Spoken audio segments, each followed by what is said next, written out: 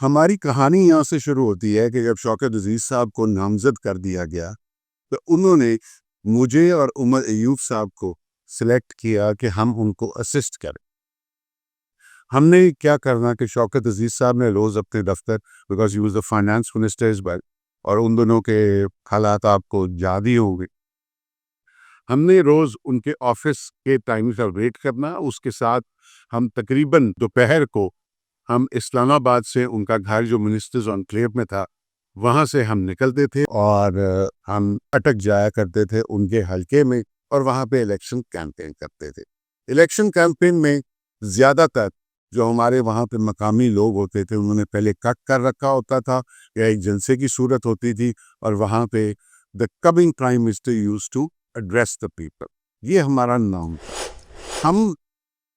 عمر ایوب صاحب کی پرانی ایک لینڈ کروزر تھی، اس وقت اس کے اوپر ہم ٹریول کیا کرتے تھے۔ ایک ان کی لینڈ کروزر تھی اور ایک شوکت عزیز صاحب کے عزیز ہی مانے جاتے تھے راجہ صاحب، وہ ہمارے آج بھی آئی تھنک پنڈی سے ایم پی ہیں، ایک ان کی لینڈ کروزر ہوتی تھی یا جیپ ہوتی تھی، مجھے ایگزیکٹ یاد نہیں، اس کے اوپر ہم جایا کرتے تھے۔ اور جیسے جیسے ہم آگے جاتے تھے تو صرف ایک پولیس کا جو ڈالا تھا وہ ہمارے ساتھ آگے لگ جاتا تھا، اور ہم اٹک میں جا کے اپنا فنکشن جو ہے وہ کیا کرتے تھے۔ ناظرین، یہ بات ہے 30 جولائی 2004،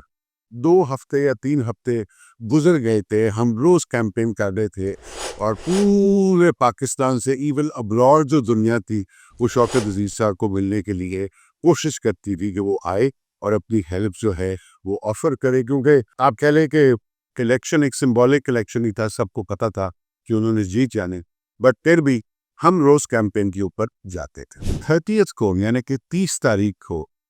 فتح جنگ روڈ کے اوپر ایک جلسہ رکھا،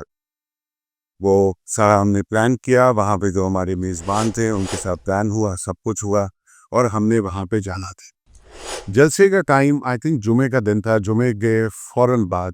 کا ٹائم جو ہے وہ رکھا گیا، مگر